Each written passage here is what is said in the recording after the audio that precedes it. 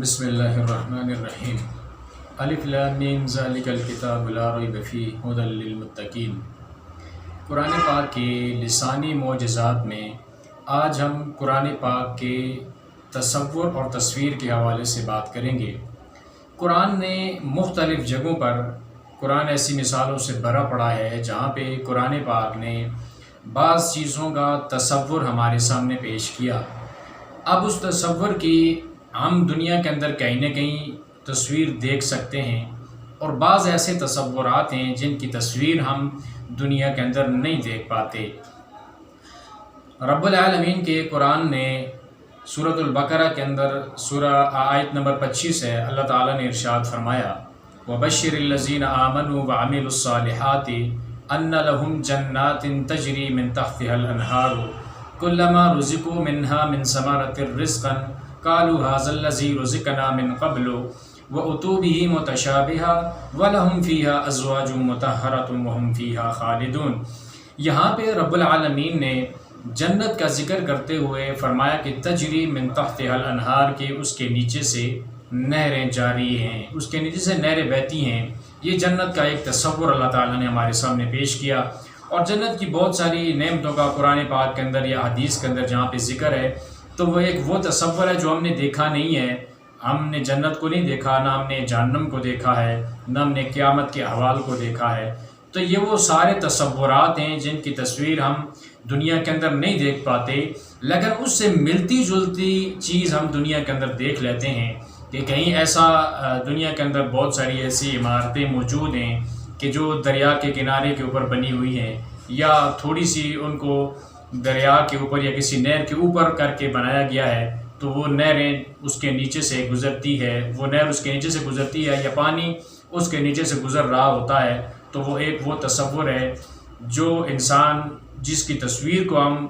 دنیا کے اندر کہیں نہ کہیں دیکھ سکتے ہیں۔ رب العالمین نے بھی فرمایا کہ جب جنتی جنت کے اندر جائیں گے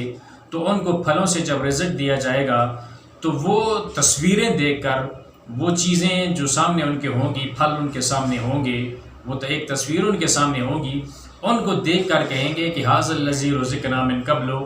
یہ چیز تو ہمیں پہلے بھی دنیا کے اندر دی گئی تھی، ایسے پھل ہم نے دنیا کے اندر ہی کھائے تھے۔ تو وہاں پہ جو جنت کے اندر جو پھل، ان کی شکل دنیا سے ملتی جلتی اس لیے ہوگی کہ جنتی جب جنت کے اندر جائیں گے تو وہ نعمتوں کو دیکھ کر یہ نہ کہیں کہ یہ بھائی یہ کیسی نعمت ہے، یا اس کو استعمال کرنے کا طریقہ کیا ہے۔ وہ جن چیزوں سے پہلے سے ہی مانوس تھے، جو چیزیں ان کے تصورات کے اندر موجود تھیں یا چیزیں انہوں نے استعمال کی تھیں، دیکھی تھیں، ان کی تصویر دیکھ کر وہ ایسا کریں گے۔ تو قرآن پاک نے جہاں پہ بھی جنت کا ذکر کیا ہے تو وہاں پہ باغات کے ساتھ ساتھ اللہ تعالیٰ نے نہروں کا ذکر بھی کیا ہے کہ اس کے نیچے سے وہ نہریں جا رہی ہوں گی، نہریں چلتی ہوں گی، نہریں بہتی ہوں گی۔ وہ نہریں بھی میٹھے پانی کی ہوں گی، شہد کی ہوں گی، شراب کی نہریں ہوں گی۔ تو وہ جو دودھ کی نہریں ہوں گی، یہ وہ تصور ہے جس تصور کو ہم اگر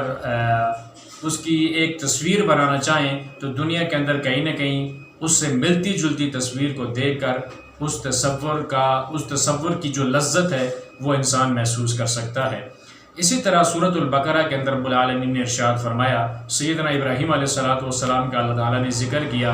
وَإِذْ يَرْفَعُ إِبْرَاهِيمُ الْقَوَاعِدَ مِنَ الْبَيْتِ وَإِسْمَاعِيلُ رَبَّنَا تَقَبَّلْ مِنَّا إِنَّكَ أَنْتَ السَّمِيعُ الْعَلِيمُ،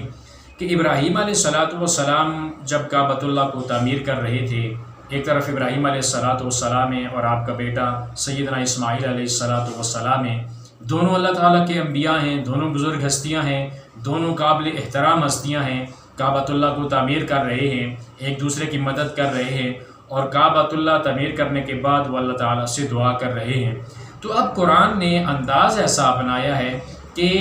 پڑھنے والے کو، جس کو اس آیت کا مفہوم پتہ ہے، سننے والے کو جب یہ آیات سنتا ہے قرآن پاک کی تو اس کے سامنے ایک تصور سا بن جاتا ہے، وہ دیکھتا ہے کہ یہ گویا کہ میرے سامنے یہ حضرت ابراہیم علیہ السلام پتھر لے کے اور کعبۃ اللہ کی تعمیر کر رہے ہیں، سیدنا اسماعیل علیہ السلام ان کو وہ اینٹیں اور گارا پکڑا رہے ہیں، اور ابراہیم علیہ السلام اس کعبۃ اللہ کی تعمیر کر رہے ہیں۔ ایک حسین خوبصورت تصور انسان کی آنکھوں کے سامنے آ جاتا ہے، جب وہ قرآن پاک کی ان آیات کی تلاوت کرتا ہے۔ اسی طرح سورۃ العادیات میں رب العالمین نے گھوڑوں کی جو قسمیں کھائی ہیں بڑے ہی عجیب انداز ہے اور بڑا ہی خوبصورت تصور ہے، جس تصور کو ہم دنیا کے اندر دیکھ سکتے ہیں۔ جنگیں ہوتی ہیں، جنگوں کی کوئی نہ کوئی اگر دیکھی نہیں ہے کسی نے تو کم از کم کوئی ویڈیو تو بہرحال اس کو دیکھ سکتا ہے اور اس تصور کو محسوس کر سکتا ہے۔ اللہ تعالیٰ نے ارشاد فرمایا والعادیات ضبحا، قسم ہے مجھے دوڑنے والے گھوڑوں کی ہانپ کر۔ جب گھوڑا دوڑتا ہے تو ظاہر ہے وہ ہانپتا ہے، انسان بھی دوڑے تو وہ بھی ہانپتا ہے۔ فالموریات قدحا، پھر اپنے سموں کو مار کر جب ان کے سم زمین کے اوپر لگتے ہیں تو اس سے پتھروں سے چنگاریاں اڑتی ہیں۔ فالمغیرات صبحا، پھر صبح کے وقت لشکروں کے اوپر حملہ کر دینے والے، اچانک سے حملہ کر دینے والے گھوڑوں کی قسم۔ فَأَثَرْنَ بِهِ نَقْعًا، جب وہ حملے کے لیے آگے بڑھتے ہیں تو جب وہ سر پٹ دوڑتے ہیں تو ان کے دوڑنے کی وجہ سے فضا کے اندر دھول اور مٹی اڑتی ہے، اور ان مٹی کو اڑانے والے گھوڑوں کی قسم ہے۔ فَوَسَطْنَ بِهِ جَمْعًا، پھر وہ اس جماعت کے اندر گھس جاتے ہیں،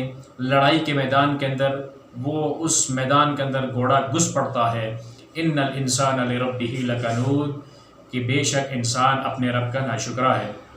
پہلے اللہ تعالیٰ نے گھوڑوں کی قسمیں کھائی ہیں، اس کے بعد رب العالمین نے انسان کا گلہ کیا ہے۔ اب تصور دیکھیے، جنگ کا پورے کا پورا نقشہ ان 5 آیات کے اندر اللہ تعالیٰ نے بیان کر دیا ہے کہ ابھی یہ جو گھوڑے ہیں سر پٹ دوڑے، اور دوڑنے کی وجہ سے ظاہر ہے ان کے جسموں سے پسینہ نکل رہا ہے اور گھوڑا ہانپ رہا ہے اور جسم اس کا بالکل گرم ہے، سر پٹ دوڑ رہا ہے، اور پھر اس کے دوڑنے کی وجہ سے جب اس کے سم زمین کے اوپر لگتے ہیں، پتھروں سے ٹکراتے ہیں تو چنگاریاں اڑتی ہیں، اور پھر جو ہے وہ لشکر کے اندر اچانک سے صبح کے وقت انہوں نے حملہ کر دیا، اور اس حملہ کرنے کی وجہ سے گرد و غبار ایسا اٹھا کہ پوری فضا کے اندر ایک گرد و غبار انسان کی آنکھوں کے سامنے آ گیا، اور جنگ کا پورا ماحول بن گیا۔ سارے کا سارا اللہ تعالیٰ نے وہ تصور انسان کے سامنے پیش کیا۔ ایسے عالم میں جب گھوڑا بڑا ہانپ رہا ہے اور سر پٹ دوڑ رہا ہے، چنگاریاں بھی اڑا رہا ہے، اور ایسے عالم میں وہ وقت بھی صبح کا ہے تو وہ جماعت کے اندر گھس جاتا ہے حملہ کرنے کے لیے۔ اب گھوڑا جو ہے وہ اپنے مالک کا حکم مان کر جب اس کا مالک اس کو سر پٹ دوڑاتا ہے تو وہ دوڑ کے جنگ کے میدان کے اندر وہ گھس جاتا ہے فوجوں کے اندر۔ گھوڑا کبھی یہ نہیں دیکھتا کہ اب میں جنگ کے اندر جب میں گھس رہا ہوں تو میرا حشر کیا ہوگا، وہ اپنی جان کی پرواہ نہیں کرتا، بلکہ اپنے مالک کی بات کو سن کر وہ اس لشکر کے اندر گھس جاتا ہے، چاہے جان بھی چلی جائے لیکن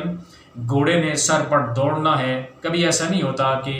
گھوڑا ڈر کر آگے دیکھے کہ آگے لشکر ہے، تلواریں چل رہی ہیں، تیر چل رہے ہیں، تو گھوڑا پیچھے کی طرف واپس پلٹ آئے، ایسا نہیں ہوتا۔ گھوڑا آگے کی طرف ہی دوڑتا ہے، اس کا جسم بھی زخمی ہو جائے، وہ کٹ بھی جائے، گر بھی جائے، تو جب تک اس کی ہمت ہوتی ہے گھوڑا آگے بڑھتا رہتا ہے، اس جماعت کے اندر گھس جاتا ہے۔ رب العالمین نے پہلے گھوڑوں کا ذکر کیا، پھر انسان کا گلہ کیا۔ اب پہلے گھوڑے کا ذکر ہے، بعد میں انسان کی ناشکری کا گلہ ہو رہا ہے۔ اس کی وجہ کیا ہے؟ اس کے اندر بڑی خوبصورت بات ہے،